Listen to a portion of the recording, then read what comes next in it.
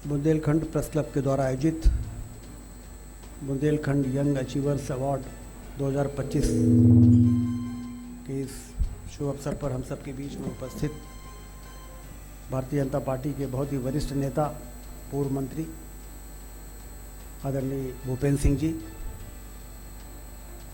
इस क्षेत्र के लोकप्रिय विधायक आदरणीय शैलेंद्र जैन जी, बहुत ही वरिष्ठ विधायक आदरणीय हमारे प्रदीप लारिया जी, नगर की प्रथम नागरिक श्रीमती संगीता तिवारी जी, भारतीय जनता पार्टी के जिलाध्यक्ष आदरणीय श्याम तिवारी जी, आदरणीय सुशील तिवारी जी, प्रेस क्लब के अध्यक्ष आदरणीय यादव जी, यहाँ पर उपस्थित सभी प्रेस क्लब के सम्मानित मेंबर्स, पदाधिकारीगण, मेडिकल कॉलेज के डीन डॉक्टर ठाकुर और उपस्थित देवी और सज्जनों,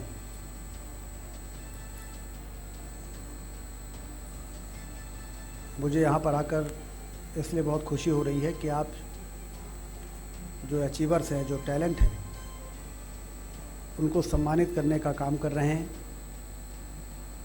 वास्तव में हमारे देश में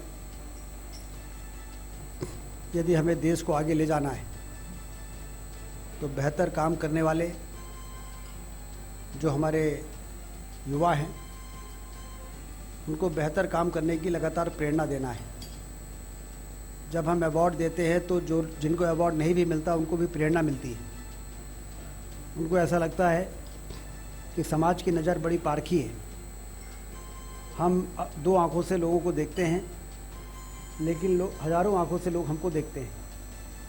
इसलिए हमारी कार्यशैली, हमारी कार्यप्रणाली इस प्रकार से रहे जो समाज के लिए भी काम आए और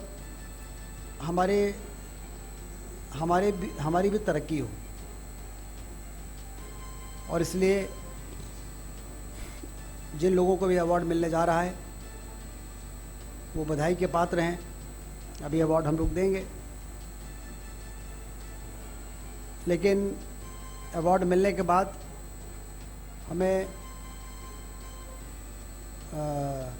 ऐसा महसूस नहीं होना चाहिए कि अब हमसे अच्छा कोई नहीं है। अहंकार फिर मनुष्य को नीचे की ओर ले जाता है। जिस पेड़ में ज़्यादा फल होते हैं उसको झुकना पड़ता है। और इसलिए यदि आपके साथ चार चीज़ें जुड़ गई, आप बहुत अच्छे राइटर हैं, आप बहुत अच्छे ओरेटर हैं, आप बहुत अच्छे समाज सेवी हैं, तो फिर आपकी जिम्मेदारी और बढ़ जाती है। आदरणीय भूपेंद्र सिंह जी, शैलेंद्र जी, प्रदीप लारिया जी यहाँ पर बैठे हैं। अब ये आदरणीय भूपेंद्र सिंह जी का बड़प्पन है कि वो मेरी तारीफ में यहाँ पर चीज़ें कह रहे थे, लेकिन हम सारे लोग, हमारी सरकार के 2 वर्ष पूरे हुए हैं। 2003 से हमारी सरकार है। क्या कोई इस बात से इनकार कर सकता है कि 2003 के पहले मध्य प्रदेश को बीमारू राज्य कहा जाता था? लेकिन आज कोई हिम्मत नहीं कर सकता है। पहले देश भर का मीडिया मध्य प्रदेश में बिहार से भी ज़्यादा खराब सड़कें हैं। मध्य प्रदेश में सारे इंडेक्सेस जो हैं, जब सारे पैरामीटर एवरेज से नीचे हैं, लेकिन सारे लोगों ने मिलकर जब काम किया, आज डॉक्टर मोहन यादव जी के नेतृत्व में काम हो रहा है। कल आदरणीय शिवराज सिंह चौहान जी के नेतृत्व में काम हो रहा था। उसके पहले बाबूलाल गौर जी, उमा भारती जी, एक एक पल, एक एक क्षण का सदुपयोग इस प्रकार से हुआ है कि आज मध्य प्रदेश तेजी के साथ देश में नंबर 1 का राज्य बनने की दिशा में तेजी के साथ आगे बढ़ रहा है। मैं अभी कह रहा था कि सागर स्मार्ट सिटी में सागर शामिल हुआ, लेकिन बहुत से शहर शामिल हुए, लेकिन सागर में काम दिखाई देता है ज़मीन पर।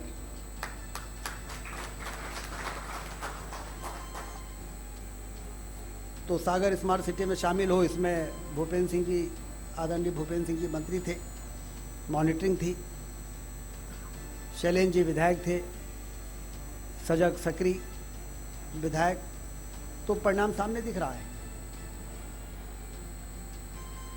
तो सागर भी कोई रीवा से कम नहीं है।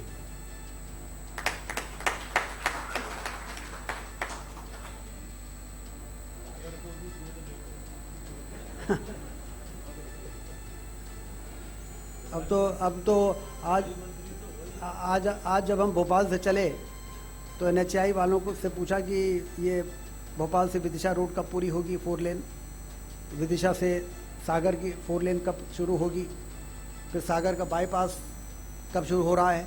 तो मुझे बताते हुए आपको बड़ी खुशी है, आप सबके प्रयासों से, जो मंच में बैठे हुए हमारे जनप्रतिनिधिगण हैं, उनके प्रयासों से जनवरी के महीने में सागर के 20 किलोमीटर के 4 लेन का बाईपास का काम युद्ध स्तर पर शुरू हो जाएगा।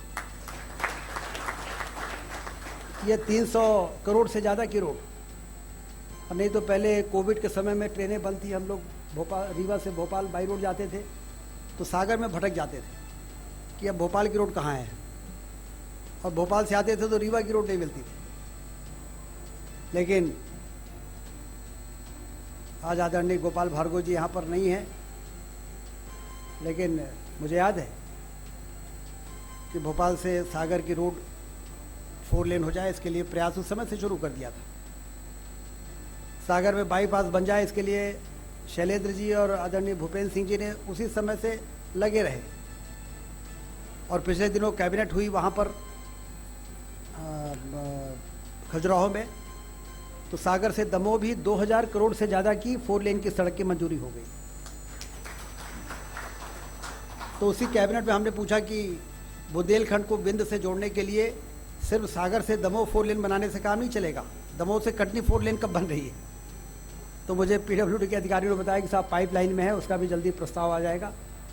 तो ये सारा बाहें फैलाई हुई शानदार विश्वस्तरीय 4 लेन की सड़कें, क्या कभी किसी ने सोचा था कि मध्य प्रदेश की जनता को भी कभी उपलब्ध हो पाएगी।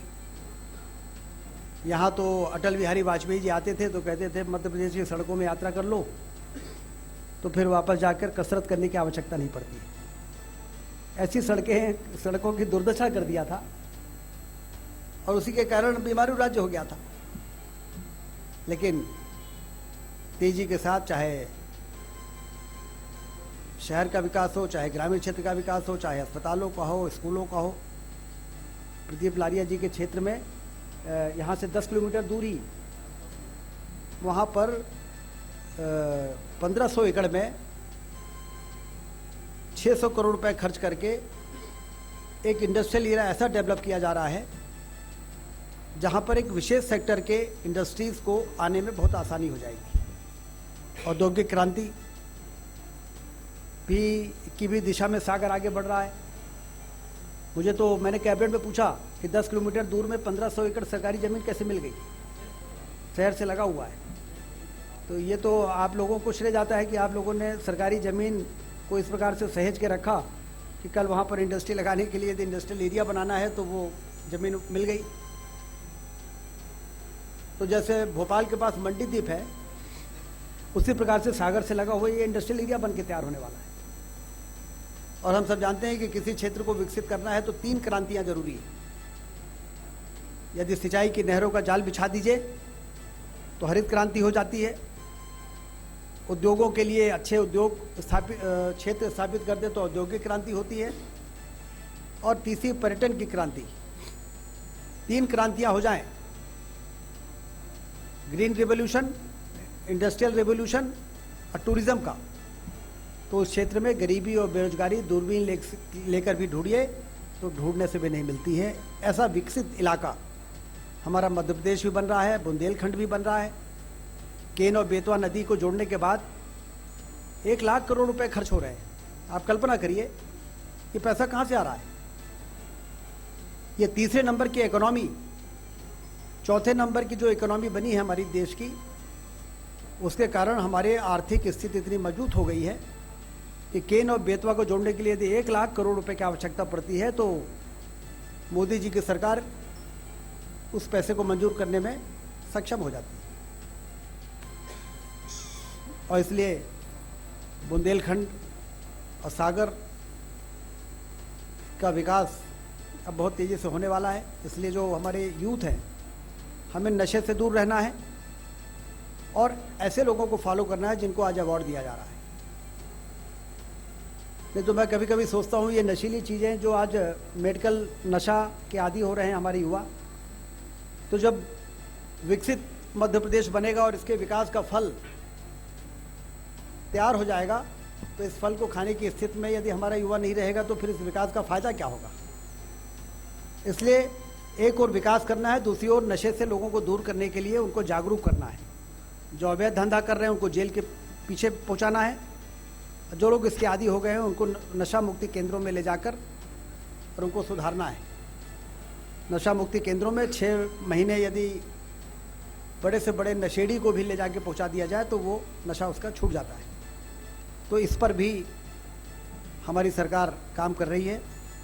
मैं सभी को बहुत बधाई देता हूं, शुभकामनाएं देता हूं। प्रेस क्लब ने बहुत ही रचनात्मक कार्य हाथ में लिया है और उन्होंने यंग अचीवर्स जो हैं, हमारे युवा जिन्होंने कुछ ना कुछ हासिल किया जीवन में कम उम्र में ही, उनको सेलेक्ट करके और उनको अवार्ड देने का यहाँ पे कार्यक्रम का आयोजन किया। ये बड़ी बात है। और नहीं तो सब अपने अपने कामों में लगे हैं, दूसरे की चिंता। यदि समाज में इस प्रकार के NGOs नहीं होंगे, इस प्रकार के लोग नहीं होंगे तो फिर कैसे प्रोत्साहन मिलेगा। उस दृष्टि से यदि हम देखें तो ये बहुत ही महत्वपूर्ण कार्यक्रम। मैं यादव जी आपको और आपकी पूरी टीम को बहुत बधाई देता हूँ। ये भोपाल आए थे कार्यक्रम के लिए, लेकिन मुझे लग रहा था कैसे आना होगा। फिर आदरणीय भूपेंद्र सिंह जी ने फ़ोन किया कि नहीं आना ही है, तो फिर मैंने कहा कि अब तो सतना सागर में चल के और इस कार्यक्रम में शामिल होंगे और आज प्रेस को भी संबोधित करेंगे हम लोग। लंबे समय के बाद देश में ऐसी सरकार आई है जो काम करती है और फिर प्रेस को बुला के आँख में आँख बात करके और उसको बताने का काम करती है कि हमने ये किया है, जनता ने हमको आशीर्वाद दिया है। पहले तो ये परंपरा ही नहीं थी। पहले तो ऐसी सरकारें थी कि जब लोग कहते थे बिजली पानी का पता नहीं है तो कहते थे चुनाव जीतने के लिए बिजली पानी सड़क की आवश्यकता थोड़ी है। सरकार में बैठे हुए लोगों को ये कहने का अधिकार नहीं। उनको तो हर साल लेखा जोखा जनता के सामने प्रस्तुत करने की जिम्मेदारी है। उस जिम्मेदारी का निर्वहन करने के लिए भी आज मैं सागर आया हूँ और 2 सालों में क्या क्या काम हुआ है उसकी चर्चा करेंगे वहाँ पर। एक बार फिर से जो अवार्डीज़ हैं, जिनको अवार्ड मिल रहा है, उनको मैं बहुत बधाई देता हूँ, शुभकामनाएं देता हूँ। धन्यवाद। रिछारिया ग्रुप लेकर आए हैं आपके शहर सागर में पार्क टाइटेनियम, अत्याधुनिक सुविधाओं के साथ सागर की number 1 colony, park, open gym, security, water tank और भी अन्य सुविधाएं, वो भी शहर के निकट भाग्योदय अस्पताल के पास, खुरई रोड, सागर।